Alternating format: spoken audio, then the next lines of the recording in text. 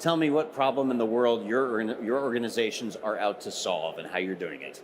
The main problem we're seeing among our clients, who are mostly pre-Series A startups, is a slowdown in what I would call the risky end of investment capital among traditional VCs and angel investors. And the second recurring issue that I'm tending to see is a lack of roadmap discipline, which we can talk about later. When you're the CEO of a product company, if you're charting your strategy on hiring when the sun is shining and the money is there and firing when the recessions come, you lose continuity. And that is a death knell to product development, particularly high-paced product development, whether it's software or hardware. I think we're in a period of global uncertainty. But in practical day-to-day terms, when you're the CEO of that company, what that looks like is you would do two immediate things. The first is you would look across your product portfolio and you would fail quickly anything that is not immediately giving you a guaranteed home run, right? So if you have things that you like and you sort of your pet features and benefits, your pet software idea, get rid of that if it's not a guaranteed home run. Park it and work on something that you know is going to carry you through an uncertain period. The second would be to go very deep into your organization and look at who your high performers are and who your sort of mid to low performers are and restructure. You know, this is a good time to go out to the market and look for incredible talent. Andy, you talked about roadmap discipline. You were talking about Apple, and I've got to follow up on that. Because I would say Apple in 2008, by then you were doing much better than Apple of 1998. I assume you had the money on hand. But what about Nest, a startup pre-Google? How do you maintain roadmap discipline when you're this tiny company that says, we want to put a computer inside the thermostat in your house? Is that okay? Yeah. Well, I mean, that discipline starts where, you know, years before, you start making revenue.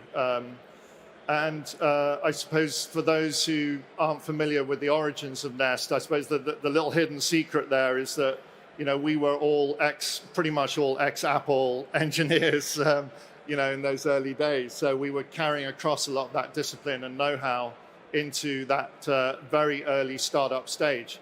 But in terms of what I see today, whenever I ask a startup or a CIO who is either my own client or someone I'm working with or even someone I'm investing in, I ask them, my first question is, do you have a roadmap?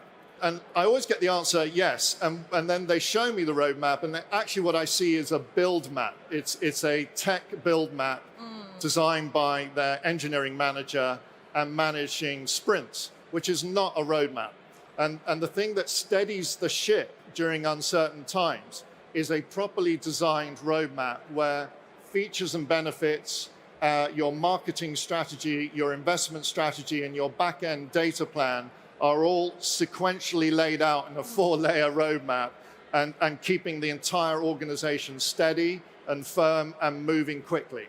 And investors will love you for that, but also your own organization will love you for that because it stops a very endemic CEO trait, which is they go to a conference like this, they hear something that they like the sound of, they come back to the office and they say, we should change everything and we should do this instead.